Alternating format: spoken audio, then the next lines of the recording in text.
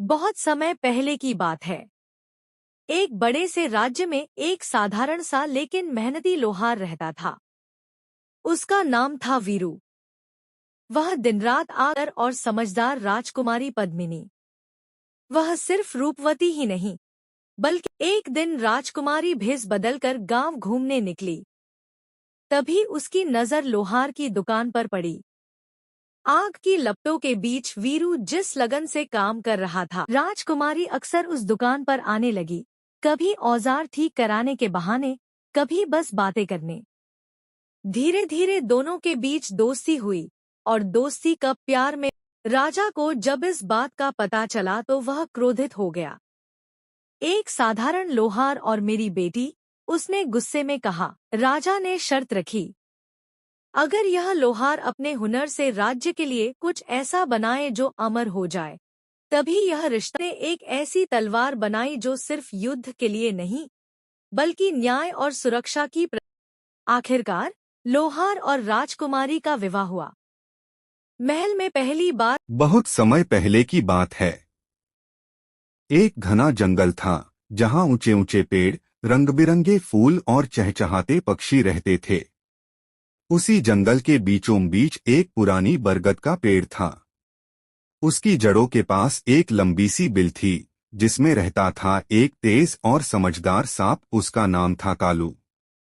उसी जंगल के दूसरे छोर पर एक छोटा सा गड्ढा था, जिसमें रहता था एक नटखट और फुर्तीला नेवला। उसका नाम था मोटू।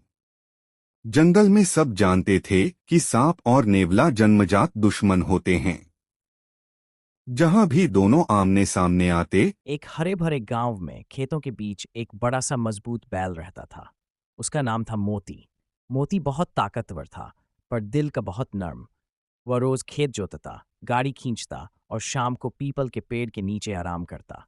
उसी पीपल के पेड़ पर रहती थी एक छोटी सी फुर्तीली गिलहरी, चिंकी। चिंकी बहुत चंचल थी और हर समय इधर उधर दौड़ती रहती थी।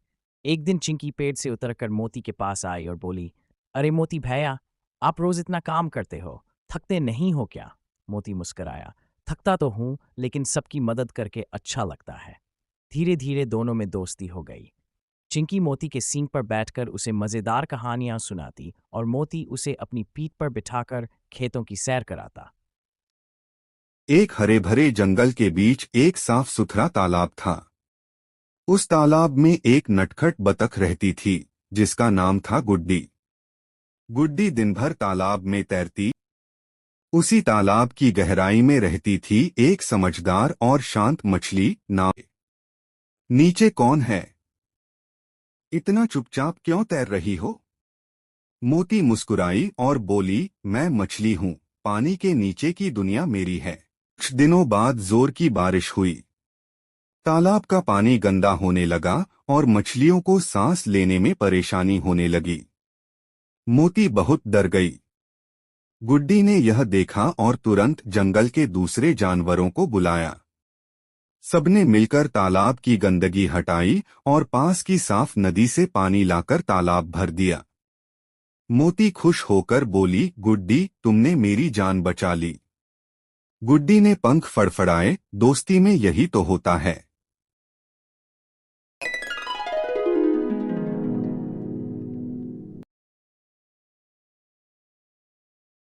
एक पुराने घर में एक नन्हा सा चूहा रहता था। नाम था मिट्टू। और वहीं एक आलसी सी बिल्ली रहती थी, नाम रानी। शुरुआत में दोनों एक दूसरे से डरते थे। एक दिन रानी बीमार पड़ गई और चल नहीं पा रही थी। मिट्टू ने हिम्मत करके उसे पानी और दूध लाकर दिया। रानी को एहसास हुआ कि दोस्ती डर से बड़ी होती है।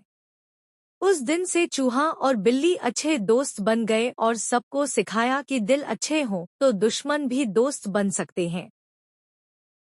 एक शांत से घर में एक नटखट कुत्ता शेरू और एक समझदार बिल्ली मीना रहते थे। शुरुआत में दोनों हर बात पर लड़ते रहते। शेरू को दौड़ना पसंद था और मीना को धूप में सोना। एक दिन शेरू बारिश में भीग गया। मीना ने चुपचाप उसके लिए कोने में जगह बना दी। अगले दिन जब मीना पेड़ से उतर नहीं पाई, शेरू ने उसे सहारा दिया। तब दोनों समझ गए, दोस्ती में फर्क नहीं, साथ होना जरूरी होता है। और उस दिन से शेरू और मीना सबसे अच्छे दोस्त बन गए। एक छोटे से गांव में एक पुराना सुंदर मंदिर था। उस मंदिर के पुजारी जी बहुत सादे और सच्चे इंसान थे। वे रोज सुबह मंदिर साफ करते, घंटी बजाते और भगवान की पूजा करते। एक दिन गांव में भयंकर बारिश आई और मंदिर में पानी भरने लगा। पुजारी जी ने बिना अपनी परवाह किए भगवान की मूर्ति को सुरक्षित जगह पर रखा और मंदिर की रक्षा की। तब गांव वालों को समझ आया कि सच्ची पूजा सिर्फ मंत्रों से नहीं, बल्कि सेवा और निष्ठा से होती है।